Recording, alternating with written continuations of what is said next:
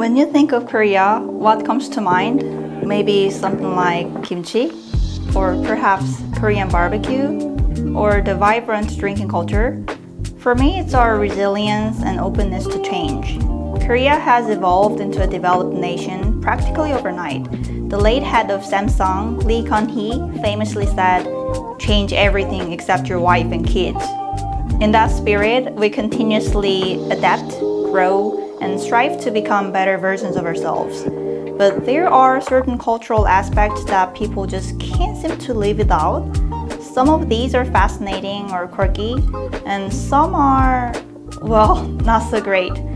Today, we're diving into the lesser-known, unique aspects of Korea that go beyond the usual stereotypes. Let's get started. Just like many cultures, Korea has its fair share of taboos and superstitions. However, in Korea, these beliefs are often taken quite seriously. Regardless of your religious background, there are certain social norms that you simply can't ignore here. Thinking of buying your significant other a new pair of shoes? Any Korean would tell you that's a bad idea. There's a superstition that gifting shoes to your partner will make them run away. Better stick to socks. Do you have a habit of shaking your legs? According to Korean beliefs, if you shake your legs, you're shaking away your luck and prosperity. So if you want to stay lucky, it's best to sit still. Writing someone's name in red ink is a huge no-no in Korea. It's believed to be like wishing death upon them, so always keep a blue or black pen handy. Whistling at night isn't just considered annoying, it's believed to attract snakes or ghosts. So unless you want to encounter any of those, better keep the whistling to a minimum. Imagine this, you wake up with a small pimple on your face. It's barely noticeable, but when you stop into work, your coworkers greet you with pitiful eyes and concerned comments. Suddenly, that tiny blemish feels like a spotlight. Or imagine gaining a bit of weight. Nothing drastic, barely noticeable. Yet, somehow people around you pick up on it instantly as if they've memorized every inch of your body, like your personal tailor. There's a saying that goes, people aren't as interested in you as you think they are. But in Korea, that saying couldn't be further from the truth. Here, people are incredibly inquisitive about every little detail of your appearance. Why is this? In Korea, there seem to be endless boxes you need to tick to be perceived as beautiful. It's an exhausting standard to live up to. Personally, I don't invest much energy in these rules, but that doesn't make it any less draining or suffocating to deal with the constant scrutiny and criticism. It's a lot to handle, and sometimes it's hard not to feel overwhelmed. In Korea, there's a belief that the shape and proportions of your face, the harmony between your eyes, nose, ears, can determine your luck and even your destiny. For instance, a round face is often associated with a generous, warm personality, while a sharp, angular face might signify intelligence and ambition. And then there are the Buddha ears. Ever noticed someone with large earlobes?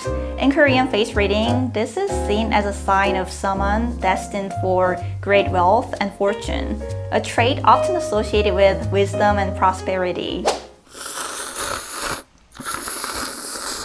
Do you find this sound disgusting? Well, to me, it's the sound that makes my mouth water. For Koreans, the slurping sound is tied to happy, joyful memories, and it's completely normal for us. This is how we were taught to appreciate noodles and soups.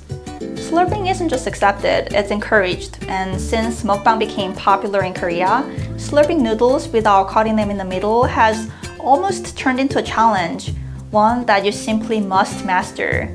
Failing to do so might even offend some people as it's considered a sign of disrespect towards the food. But while we embrace the slurping sound, there is one eating noise that we absolutely cannot stand. The sound of loud, messy chewing, that's off limits. We've drawn a clear line in the sand on that one. Have you ever noticed how Koreans often sit with their legs crossed on chairs? I used to think it was my own quirky habit, but it turns out it's a national thing. We have a special relationship with the floor. We used to sit, sleep, and do almost everything on it. Couches are a relatively recent addition to our homes, so we developed our own way of sitting, cross-legged on the floor. And even now, that habit has carried over to how we sit in chairs. It wouldn't be a stretch to say that Koreans can't even begin cooking without our trusty kitchen scissors. For us, they are an absolute necessity. Many cooking steps can be simplified with scissors, and depending on your scissor skills, you might even see people using them like a knife, cutting and slicing with one blade. And speaking of everyday items, you know how some people get offended when toilet paper is used outside of the restroom? Well, in Korea, we use it for everything, wiping our mouths, hands, you name it. Honestly, I don't see what the big deal is. When you think about it, toilet paper and tissues all come from the same source, trees. I doubt they're using sterilized trees just for the tissues. One thing you'll notice when you visit a restaurant in Korea is that water is always free and unlimited. I was even shocked to learn that in some countries, you actually have to pay extra for water. Here in Korea, we make sure you stay well hydrated. Oh, this might ruffle some feathers. In Korea, it's not uncommon to find a solid bar of soaps in public restrooms. Since it's solid, you have to physically touch and rub it to get it foamy. Some people think this actually makes their hands dirtier than before, but honestly, I don't mind it at all.